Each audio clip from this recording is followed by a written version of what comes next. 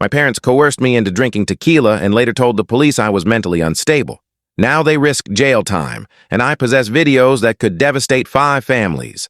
My mother and father are the most ruthless people I've ever known.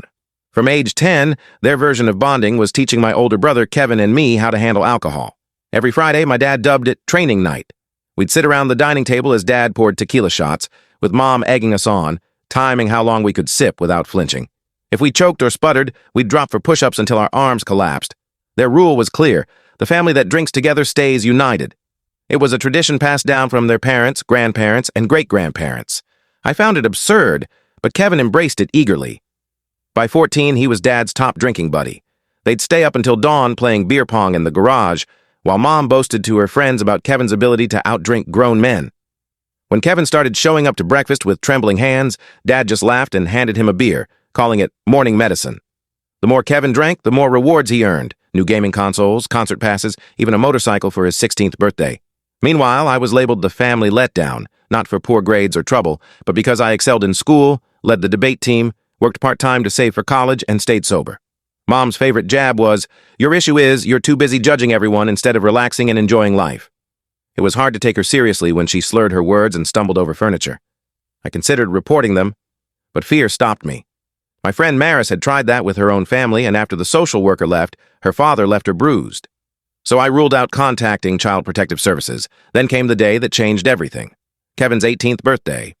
He sat on the porch, joking about the sharp pain in his side that had plagued him for weeks. "Just need to toughen up," he quipped, his skin tinged yellow in the porch light. Dad's response? He slapped Kevin's back and pulled out a $200 bottle of scotch he'd been saving. "A good drink fixes everything," he said.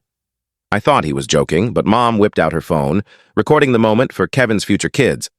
That's when I realized survival meant playing along. I became a master at acting, laughing at their drunken tales, pretending to be tipsy while pouring wine into potted plants. The worst part? It worked. I was finally family. Things shifted when I left for Oregon State.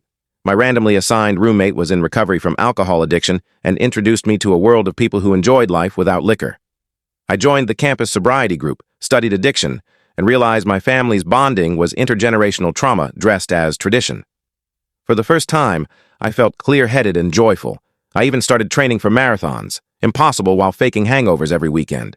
During my sophomore year's winter break, I decided to return home for the holidays, a risky move. I hoped to break the cycle and convince my family to quit drinking. In the days leading up, I prepared meticulously, collecting photos of sober gatherings and buying non-alcoholic beer and champagne. I kept telling myself to stay realistic, but as I loaded my car, I couldn't stop imagining a real family connection. The moment I walked through the door, Dad shoved a beer in my hand, saying, "There's our college party queen." When I politely declined, citing my race training, Mom's face hardened. "So, you're too good for us now?" she sneered. The night spiraled from there. When I tried to sleep early, they barged into my room with a tequila bottle. "You're not wrecking Christmas with your high and mighty attitude?" Mom snapped. What followed still haunts my dreams. Dad pinned my arms while Mom forced the bottle to my lips. I clenched my jaw, tears streaming, until Dad pinched my nose, cutting off my air. When I gasped, Mom poured tequila down my throat. I vomited instantly and they laughed. "She's rusty," they said, spending the next hour trying to force more liquor on me as I screamed and fought. Kevin watched from the doorway, too drunk to intervene. I pretended to pass out, and when they left, I recorded them through my cracked door, laughing about getting me back in line. I called 911 from my closet. Sirens cut through the night. From my closet, I saw Mom and Dad freeze mid-laugh, their faces shifting from glee to panic. Mom dropped the tequila bottle, shattering it on the floor. "Did you hear that?" Mom's voice snapped from slurred to sharp. Dad lurched to the window, pulling the curtain. Red and blue lights flashed across his face. "Someone called the cops," he muttered. They both glanced toward my room. I stayed still, phone gripped in my sweaty hand, praying they'd think I was unconscious. My throat burned from the forced liquor, vomit staining my clothes. "Check if she's really out," Dad ordered. "You check," Mom shot back. "This is your fault for pushing too far." Their bickering bought me time. I slipped from the closet, sat on my bed, eyes shut, breathing shallow. Heavy footsteps neared. Dad shook my shoulder roughly. "She's out," he called. The doorbell rang, followed by a firm knock. "Police, open the door!" Mom grabbed Febreze, spraying wildly while kicking glass under the sofa. "Kevin, get down here and act normal!" I heard Kevin stumble downstairs, banging into walls. Through slitted eyes, I saw him clutch the banister, his body shaking. Even in the dim hallway, his skin looked sickly yellow. "Stand straight," Dad growled, smacking Kevin's back. "We're just having a quiet family night." The knocking grew louder. "Police, open now!" Dad plastered on a salesman's grin as he opened the door. Two officers stood on the porch, hands on their belts. "Evening, officers. Problem?" Dad asked smoothly. "We got a 911 call from this address," the taller officer said, peering inside. "Report of a disturbance." "Must be a mix-up," Dad replied. "Just a calm family evening." That's when I stepped forward. I staggered from my room, vomit on my Oregon State hoodie, throat raw. The officer's eyes locked on me. "Miss, you okay?" the female officer asked, stepping closer. Before I could speak, Mom rushed over, wrapping an arm around me. "Officers, I'm so sorry. Our daughter's been struggling mentally since college. She's been acting out." "She's been unstable for months," Dad added, his voice dripping with fake concern. "We've tried getting her help, but she refuses." My throat felt like gravel, but I rasped. "They forced alcohol down my throat." Mom's grip tightened. "See, she makes up stories. We found her drinking alone in her room.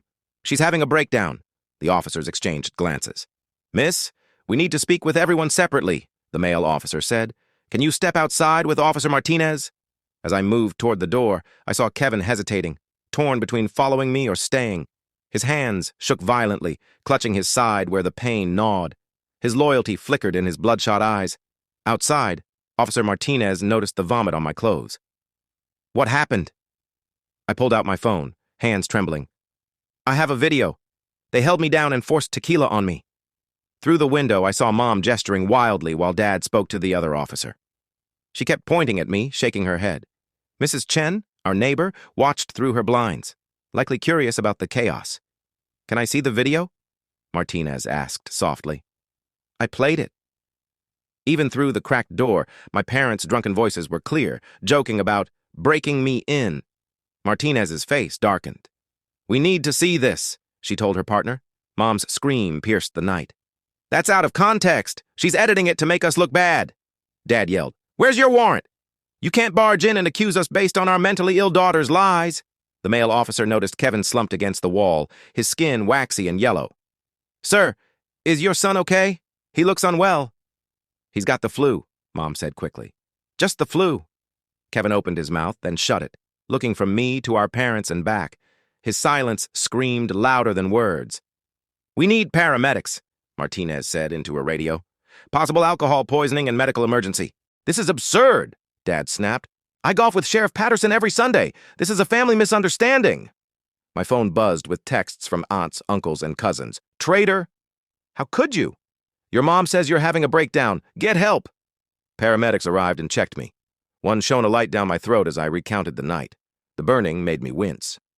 "Chemical burns consistent with forced alcohol ingestion," the paramedic told the officers. "She needs a hospital."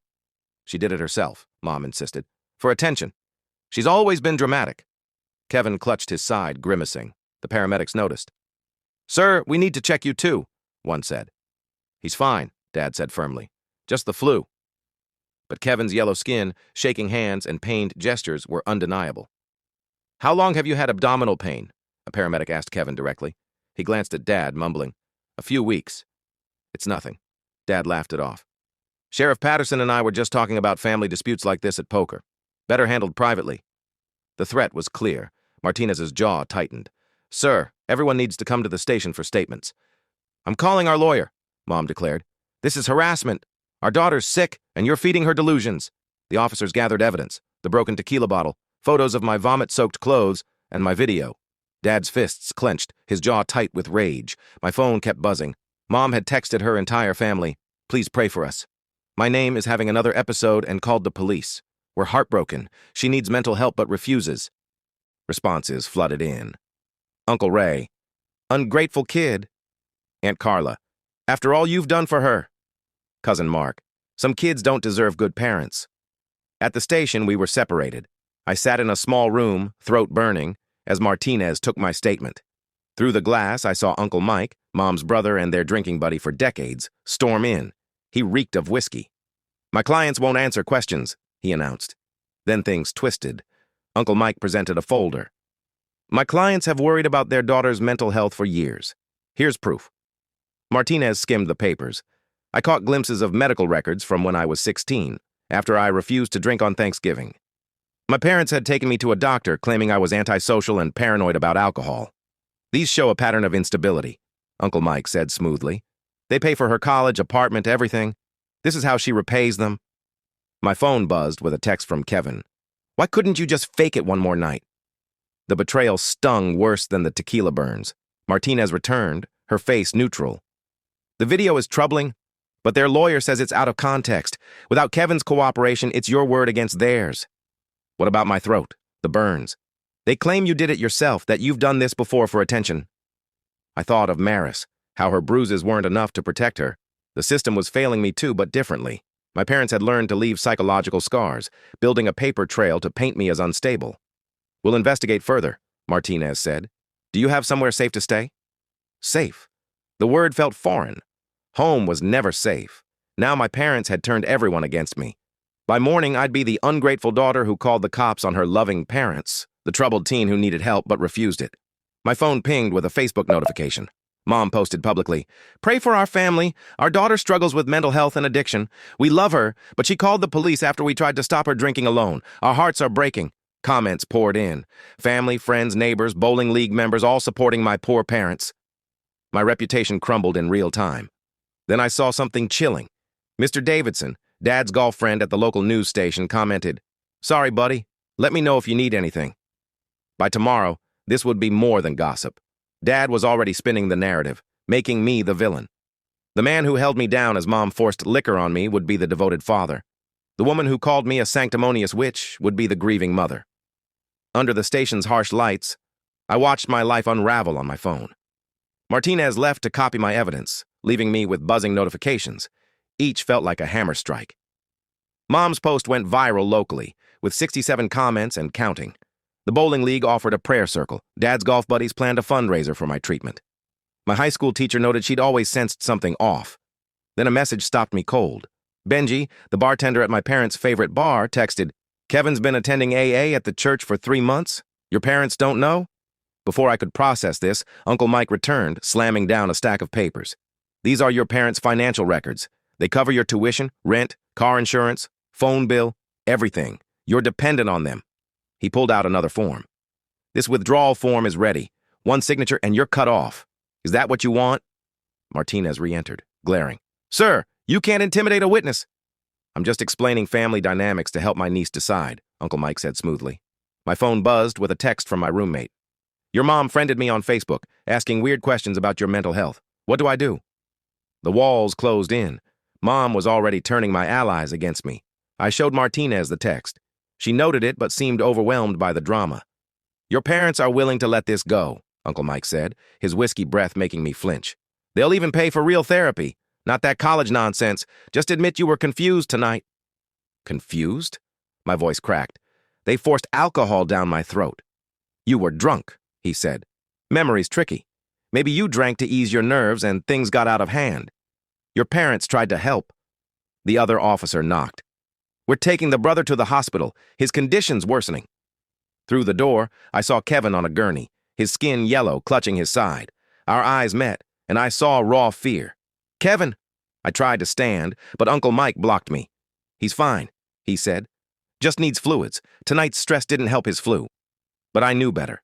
I'd researched liver disease after noticing Kevin's symptoms,